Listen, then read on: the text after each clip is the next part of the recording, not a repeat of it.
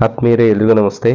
ಹೊಸ pay ಸ್ಕೇಲ್ನ salary ಸ್ಲಿಪ್ಪನ್ನು ಯಾವ ರೀತಿ ಡೌನ್ಲೋಡ್ ಮಾಡ್ಕೊತಕ್ಕಂಥದ್ದು, ಯಾವ ರೀತಿ ನೋಡ್ಕೊತಕ್ಕಂಥದ್ದು ಅನ್ನೋದನ್ನು ಈ ವಿಡಿಯೋದಲ್ಲಿ ತಿಳ್ಕೊಳ್ಳೋಣ ಬನ್ನಿ. ಮೊದಲನೇದಾಗಿ ನಮ್ಮ ಮೊಬೈಲ್ ಇರ್ತಕ್ಕಂಥ ಒಂದು ಬ್ರೌಸರಲ್ಲಿ ಹೋಗಬೇಕು. ಕ್ರೋಮ್ ಬ್ರೌಸರ್ನ ಯೂಸ್ ಮಾಡ್ತಾ ಇದ್ದೀನಿ. ಆನಂತರ ಇಲ್ಲಿ ನಮಗೆ ಸರ್ಚ್ ಆಪ್ಷನಲ್ಲಿ HRMS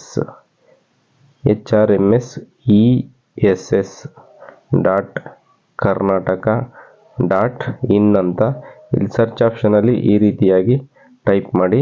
ಈ ರೀತಿ ಲಿಂಕ್ಗಳು ಬರುತ್ತೆ.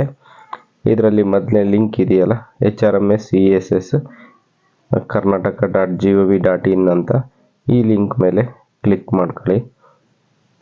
ಇದರಲ್ಲಿ ನಮಗೆ ಪೇ ಸ್ಲಿಪ್ಪು ಡೌನ್ಲೋಡ್ ಮಾಡ್ಕೊತಕ್ಕಂಥದ್ದು. ನಂತರ ಈ ರೀತಿಯಾಗಿ ಬರುತ್ತೆ. ಈ ಒಂದು ಪೇಜ್ ಬರುತ್ತೆ. ಇಲ್ಲಿ ಲಾಸ್ಟಲ್ಲಿ ಕ್ಲೋಸ್ ಅಂತ ಐತೆ. ಈ ಕ್ಲೋಸನ್ನು ಕೊಡಿ. ಈ ಫ್ಲಾಫಿ ಇಲ್ಲಿಂದ ರಿಮೂವ್ ಆಗುತ್ತೆ. ಕ್ಲೋಸ್ ಕೊಟ್ಟ ನಂತರ ಇಲ್ಲಿ ಲಾಗಿನ್ ಪೇಜ್ ಇದೆ. KGID ನಂಬರು ಮತ್ತು ಪಾಸ್ವರ್ಡು, ಈ ಕ್ಯಾಪ್ಚಾ ಏನಿದೆ ಅದನ್ನು ಕೊಟ್ಟು ಲಾಗಿನ್ ಆಗಬೇಕು. ಇಲ್ಲಿ ಪಾಸ್ವರ್ಡ್ ಇಲ್ಲ ಅಂತ ಅಂದರೆ ಫರ್ಗೆಟ್ ಪಾಸ್ವರ್ಡ್ ಅಂತ ಕೊಟ್ಟಿದ್ದಾರೆ. ಇದರಲ್ಲಿ ಹೋಗಿ ಫರ್ಗೆಟ್ ಪಾಸ್ವರ್ಡ್ನ ಕ್ರಿಯೇಟ್ ಮಾಡ್ಕೋಬೇಕು. ನಂತರ ಹೇಳ್ತೀನಿ. ಇಲ್ಲಿ ನಾವು KGID ನಂಬರು ಪಾಸ್ವರ್ಡ್ ಕೊಡ್ತಿದ್ದಂಗೆ ನಮಗೆ ಇಲ್ಲಿ ಮೊಬೈಲಿಗೆ OTPನ ಸೆಂಡ್ ಬರುತ್ತೆ.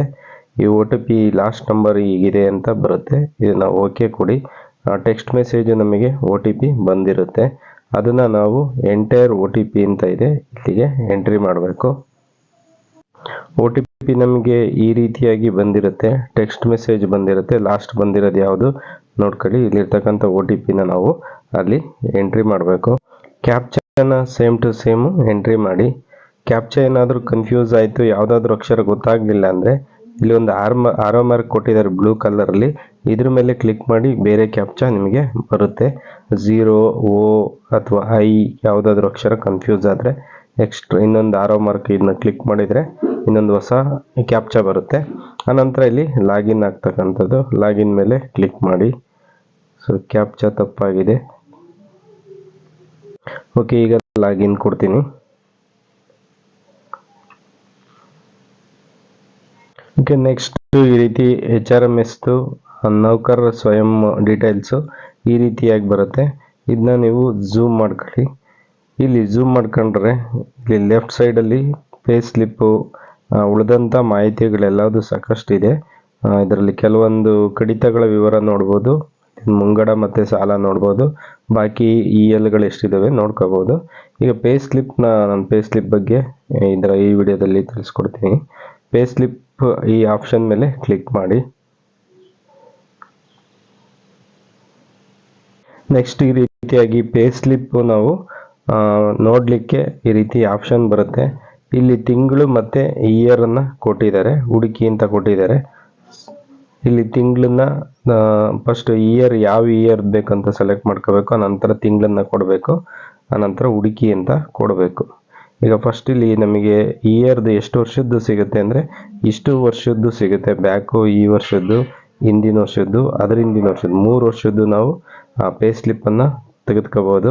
ಈಗ ಹೊಸ ಪೇ ಸ್ಲಿಪ್ನ ಬಗ್ಗೆ ಹೇಳ್ಬೇಕಂತ ಅಂದರೆ 2024ರಲ್ಲಿ ಈಗ ನಾನು ಆಗಸ್ಟ್ ತಿಂಗಳದು ಈ ಹೊಸ ಪೇ ಆಗಿರ್ತಕ್ಕಂಥ ಆಗಸ್ಟ್ ಮಂತಿಂದ ಆಗಿರ್ತಕ್ಕಂಥದ್ದು.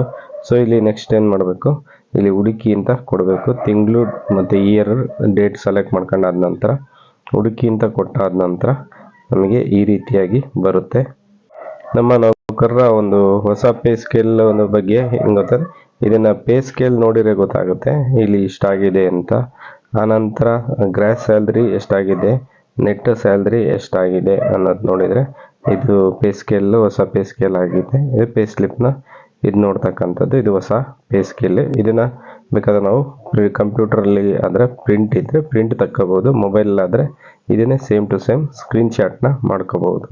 ಮತ್ತು ನಮಗೆ ಬೇರೆ ತಿಂಗಳದ್ದು ಏನಾದರೂ ಬೇಕಿತ್ತು, ಬೇರೆ ವರ್ಷದ್ದು ಬೇಕಿತ್ತು ಅಂದರೆ ಇಲ್ಲಿ ಇಯರು ಮತ್ತು ಮಂತ್ ಚೇಂಜ್ ಮಾಡ್ಕೊಂಡ್ರೆ ನಿಮಗೆ ಚೇಂಜ್ ಮಾಡ್ಕೊಂಡು ಇಲ್ಲಿ ಹುಡುಕಿ ಅಂತ ಕೊಟ್ಟರೆ, ಸರ್ಚನ್ನು ಕೊಟ್ಟರೆ ನಿಮಗೆ ಅದು ಸಿಗುತ್ತೆ. ಈ ರೀತಿಯಾಗಿ ನಾವು ನಮ್ಮ ನೌಕರ ಒಂದು ಪೇ ಸ್ಲಿಪ್ಪನ್ನು ನೋಡ್ತಕ್ಕಂಥದ್ದು, ಡೌನ್ಲೋಡ್ ಮಾಡ್ಕೊಳ್ತಕ್ಕಂಥದ್ದು. ಈ ಆಪ್ಷನಲ್ಲಿ ಪೇ ಸ್ಲಿಪ್ ಆಪ್ಷನಲ್ಲಿ ಹೋಗ್ಬೇಕಾಗಿರ್ತಕ್ಕಂಥದ್ದು.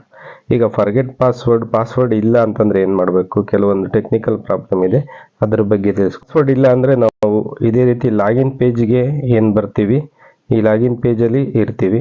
ಈ ಲಾಗಿನ್ ಪೇಜಲ್ಲಿ ಕೆಳಗಡೆ ಫರ್ಗೆಟ್ ಪಾಸ್ವರ್ಡ್ ಅಂತ ಕೊಟ್ಟಿದ್ದಾರೆ. ಇಲ್ಲಿ ಫರ್ಗೆಟ್ ಪಾಸ್ವರ್ಡ್ ಇದ್ರ ಮೇಲೆ ಕ್ಲಿಕ್ ಮಾಡಬೇಕು. ಇನ್ನು ಕೆಲವರಿಗೆ ಒಂದು ನಿಮಿಷ, ಓಕೆ, ಫರ್ಗೆಟ್ ಪಾಸ್ವರ್ಡ್ ಮೇಲೆ ಕ್ಲಿಕ್ ಮಾಡಿ.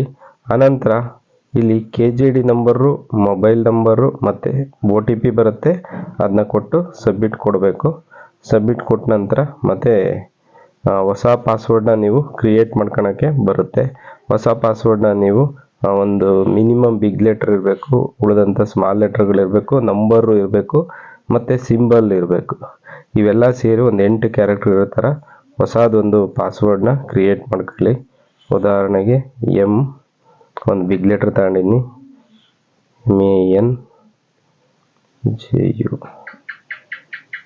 JU ಅಟ್ ಅನ್ನೋದೊಂದು ಸಿಂಬಲ್ಲು.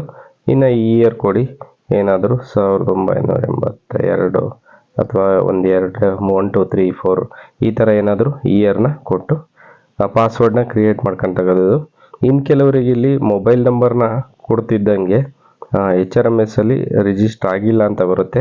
ಅವರು ಏನು ಮಾಡಬೇಕು, ತಮ್ಮ DDO ಕಚೇರಿಯಲ್ಲಿ ಕೇಸ್ ವರ್ಕರ್ ಹತ್ರ ಹೋಗಿ HRMS ಅಲ್ಲಿ ಮೊಬೈಲ್ ನಂಬರು ಹಳೇದಿದ್ದರೂ ಸಹ ಅಪ್ಡೇಟ್ ಮಾಡಬೇಕು. ಇನ್ನು ಕೆಲವರಿಗೆ ಮೊಬೈಲ್ ನಂಬರು ರಾಂಗ್ ಅಂತ ತೋರಿಸುತ್ತೆ, ಅದನ್ನು ಸಹ ಅಥವಾ ಖಾಲಿ ತೋರಿಸುತ್ತೆ, ಅದನ್ನು ಅಲ್ಲಿ ಕೇಸ್ ವರ್ಕರ್ ಹತ್ರ ಹೋಗಿ BOS ಅಲ್ಲಿ ಅಪ್ಡೇಟ್ ಮಾಡಿಸ್ಬೇಕು. ಇದು ಫರ್ಗೆಟ್ ಪಾಸ್ವರ್ಡು ಮತ್ತು ಮೊಬೈಲ್ ನಂಬರ್ ಏನಾದರೂ ಪ್ರಾಬ್ಲಮ್ ಇದ್ದರೆ ಮಾಡ್ತಕ್ಕಂಥದ್ದು.